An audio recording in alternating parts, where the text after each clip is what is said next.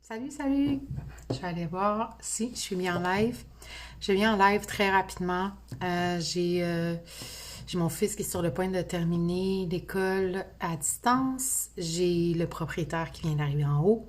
Alors, j'en ai pas pour longtemps. Je voulais revenir sur mon live d'hier, en fait, et vous donner une petite clé. Si vous avez vu des croyances ou mon live d'hier, en fait, je recommence, hein?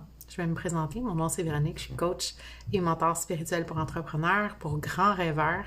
Et j'aide les gens à se libérer des illusions qui les empêchent d'atteindre leurs rêves. Donc, j'aide les entrepreneurs principalement à faire ça. Et hier, j'ai fait un live sur les croyances limitantes, hier très tard. Donc, je vous invite à aller le revoir si ce n'est pas fait. Sur les croyances limitantes, les illusions, les peurs qu'on peut rencontrer face à divers thèmes comme par exemple la confiance, le succès, le bonheur, l'argent. Donc, on a beaucoup de croyances qui nous limitent. Salut Stéphane! On a beaucoup de croyances qui nous limitent dans la vie à atteindre ces objectifs-là. Salut Delphine! Et donc, j'avais une petite clé à vous donner. Si jamais vous voyez une croyance limitante qui devient inconsciente et vous dites « Oh, moi j'ai peur de tel truc » ou j'ai...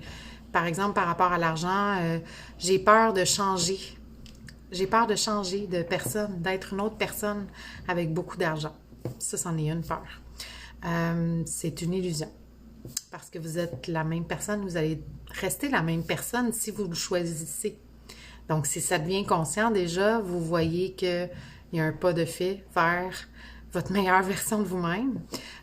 Mais si une peur vient ou une croyance vient, ce que je vous invite à faire, c'est de vous poser la question, en fait, de regarder cette peur, cette croyance-là en face. Et de vous poser la question, il y a 3 questions que je me pose, je vais juste aller revoir ce que j'ai écrit à une belle personne qui me suit.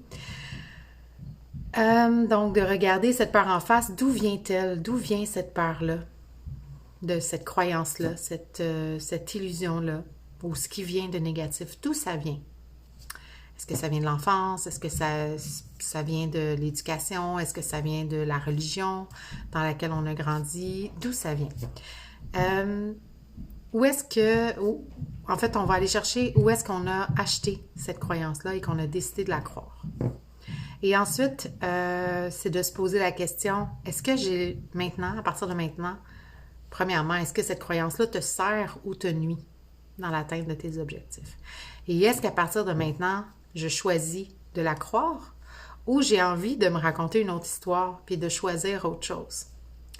Donc, dans la vie, on a notre vraie nature qui est au-delà du personnage qu'on est, au-delà de la personnalité. Et cette vraie nature-là, elle n'est pas impactée par notre histoire, elle n'est pas impactée par les croyances. Donc, c'est pour ça que c'est important de faire cet examen de conscience-là, d'aller voir ses peurs en face et d'aller voir si on a envie d'y croire encore.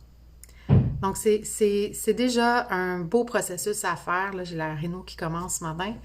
C'est un beau processus à faire dans la déprogrammation de ces codes-là qu'on a en nous, de ces croyances-là qu'on a en nous.